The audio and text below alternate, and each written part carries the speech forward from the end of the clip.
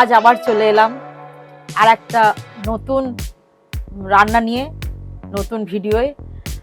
আজকে সবাইকে আমি স্বাগত জানিয়ে সেটা শুরু করছি। আজকে আমি এনেছি কিছুটা ছাঁট। কিসের ছাঁট বলুন তো? খাসির নয় কিন্তু, ভেটকি মাছের ছাঁট। হ্যাঁ, ভেটকি মাছের ছাঁট এনেছি 250 গ্রাম। তো আমি একটু ছোট ছোট টুকরো করে কেটে নেব।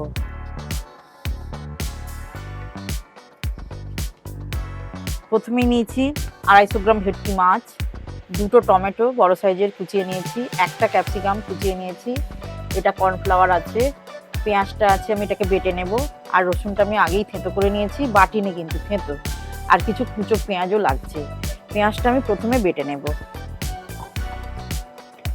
পেঁয়াজটা বেটে নিয়েছি মিহি করে। এখান থেকে আমি অল্প একটু পেঁয়াজ নেব, বেশি নেব না, এটা আবার রান্নাতে লাগবে ম্যারিনেটের জন্য। ব্যাস, ওটুকু পেঁয়াজই আমার হয়ে যাবে। অল্প একটু রসুন নেব,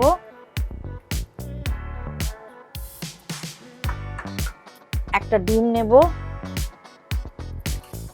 2 চামচ কর্নফ্লাওয়ার নেব, 2 চামচই আছে অবশ্য, সবটাই নিয়ে নেব। নুন দিয়ে দিচ্ছি, আর দিচ্ছি হলুদ। ভেটকি মাছ এরম করে খেলেই খেতে ভালো লাগে। একটু ম্যারিনেট করে এবার আমি কড়াইতে তেল দেবো, ভেজে নেব।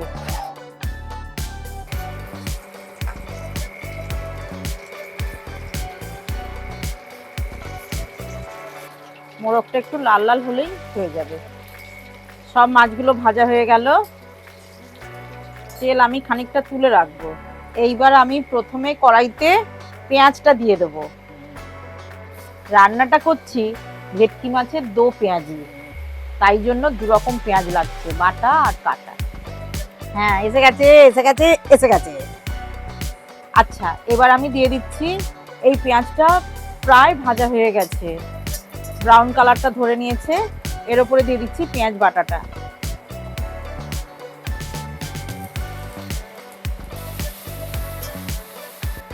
আমার রান্নায় বাটা পেঁয়াজ দিয়ে করলেই তেলটা কোথায় হারিয়ে যায়, তেলটা দেখতেই পাই না। টমেটো কুচোগুলো দিয়ে দিচ্ছি, কারণ টমেটোটা অনেকক্ষণ ভাজতে হবে, টমেটোর গন্ধটা থাকা চলবে না।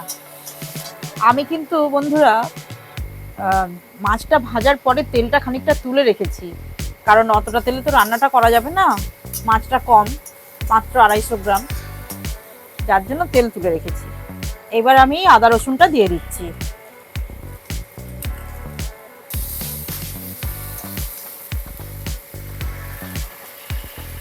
ক্যাপসিকামটা দিয়ে দিচ্ছি। মশলাটা প্রায় কষানো হয়ে গেছে।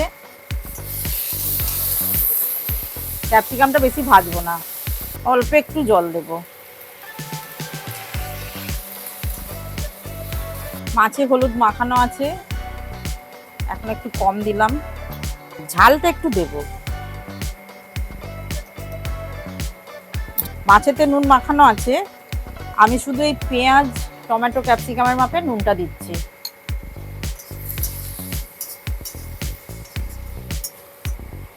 তেল ছাড়তে শুরু করেছে, তার মানে কষানো হয়ে গেছে।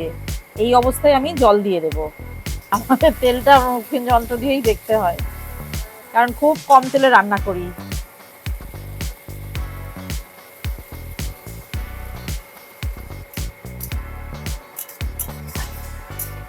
মাছ ভাজাগুলো দিয়ে দিচ্ছি। মাছটা কিন্তু বেশিক্ষণ ফোটাবো না, শুধু নেড়ে চেড়ে নামিয়ে নেব, রান্না হয়ে গেল।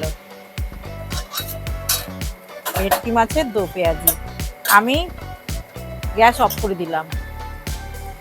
আপনারাও বন্ধুরা করবেন এই একইভাবে।